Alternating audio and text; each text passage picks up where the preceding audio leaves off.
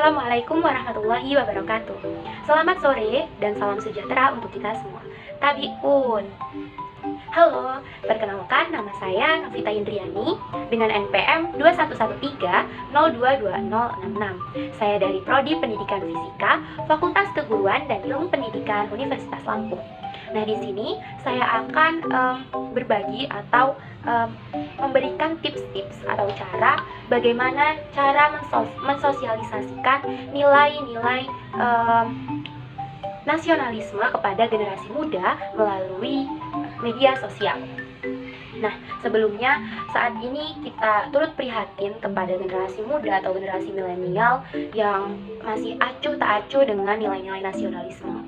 Saya sendiri sebagai generasi milenial merasakan hal tersebut di kalangan saya atau di kalangan teman-teman saya masih acuh tak acuh dengan nilai-nilai nasionalisme, yang padahal seharusnya kita sebagai generasi muda, sebagai generasi penerus bangsa harus memiliki rasa nasionalisme yang tinggi.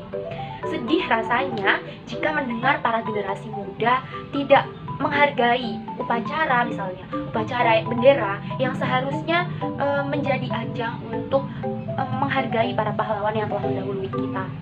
Kemudian seperti Pancasila, kemudian lagu-lagu nasional, pelajaran moral, itu menjadi sebuah hal yang membosankan bagi generasi muda. Padahal jika kita para generasi muda bisa memahami makna nasionalisme dengan baik, maka hal ini akan memotivasi para generasi muda untuk turut serta membangun negeri. Lantas, bagaimana cara menumbuhkan rasa nasionalisme pada generasi muda dengan cara yang nyaman untuk mereka? Nah, saya memiliki beberapa tips yang asik dan menarik untuk menanamkan atau menumbuhkan rasa nasionalisme kepada generasi muda. Yang pertama yaitu dengan cara napak tilas sejarah yang mengasihkan.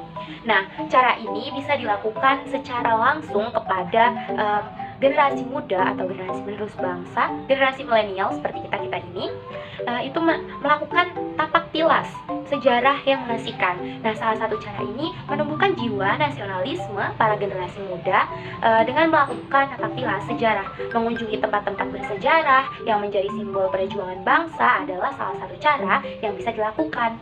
Nah, sayangnya tempat-tempat bersejarah seperti museum, kemudian benteng pertahanan serta tempat napak tilas lainnya itu berkesan suram dan menyeramkan.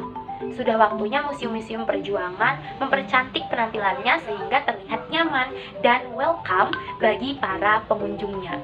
Ya kan? Ya dong, pastinya. Kita sebagai generasi muda juga harus seperti maunya itu mengunjungi tempat yang milenial gitu kan, yang cantik, menarik. Kemudian selain cantik dan menarik, kita juga dapat belajar sejarah di tempat tersebut gitu. Kemudian yang kedua itu dengan cara memperkenalkan keberagaman budaya dengan study tour. Nah, cara yang kedua ini biasa dilakukan oleh siswa-siswi SMA atau sekolah menengah atas. Nah, cara ini biasanya dilakukan oleh siswa-siswi SMA. Siswa-siswi SMA tersebut melakukan study tour ke luar daerah misalnya untuk melakukan penelusuran atau bukan penelusuran, melakukan penelitian ilmiah terkait tempat-tempat bersejarah atau benda-benda yang bersejarah di Indonesia. Selain itu, kita dapat study tour di suatu wilayah dengan mengetahui suku, adat, budaya, agama, dan ras di Indonesia ini yang beragam di suatu tempat, misalnya di Yogyakarta yang banyak sekali adat budayanya di sana yang masih kental begitu. Kemudian yang ketiga dengan pelajaran pendidikan kewarganegaraan yang menggairahkan. Nah, pendidikan kewarganegaraan ditujukan agar para generasi muda bisa menjadi warga negara yang baik, taat kepada aturan negara, dan juga untuk menumbuhkan semangat nasionalisme. Nah, pelajaran pendidikan kewarganegaraan yang menggairahkan atau menarik ini dapat kita peroleh apabila salah satunya dengan tenaga pendidik yang asik cara mengajarnya atau menggunakan metode yang menarik. Maka siswa atau generasi muda seperti kita akan merasa tertarik kepada kepada nilai-nilai nasionalisme begitu. Nah, ini adalah salah satu PR kita sebagai calon tenaga pendidik untuk dapat mensosialisasikan nilai nasionalisme dengan pelajaran pendidikan kewarganegaraan. Itu. Kemudian yang keempat, dengan memperbanyak menonton film dan mendengarkan musik yang bisa menumbuhkan jiwa nasionalisme.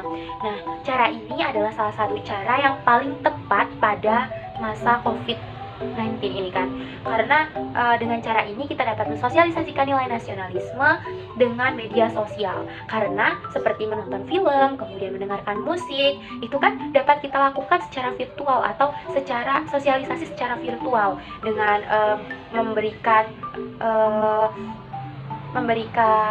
seperti film-film, judul-judul film atau judul-judul musik atau judul-judul lagu yang di dalamnya itu terkandung nilai-nilai nasionalisme kepada generasi muda atau generasi milenial.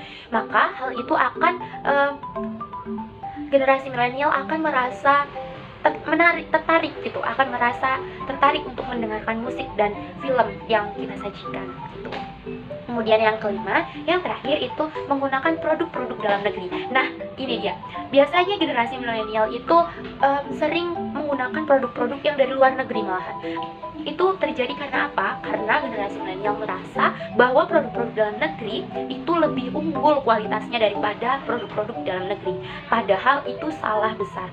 Karena seharusnya kita sebagai generasi muda harus melestarikan produk-produk dalam negeri dan harus menghargai produk-produk dalam negeri tersebut. Bahkan apabila generasi muda bisa memasarkan atau menggunakan produk dalam negeri, kemudian memproduksi produk-produk terbaik asal dari yang berasal dari negeri, kemudian memasarkannya ke dunia atau ke internasional, itu akan mengharumkan nama Indonesia atau akan mengharumkan nama negeri kita. Seharusnya kita sebagai bangsa Indonesia yang baik, kita harus melestarikan atau menggunakan produk-produk dalam negeri terlebih dahulu, kemudian kita dapat memasarkan produk dalam negeri ke pasaran internasional. Nah, produk-produk yang dibuat oleh anak negeri saat ini itu tidak kalah dengan produk-produk buatan luar negeri loh. Bagaimana bisa kalah? Bahkan kualitas dari produk-produk dalam negeri bisa lebih bagus daripada produk luar negeri.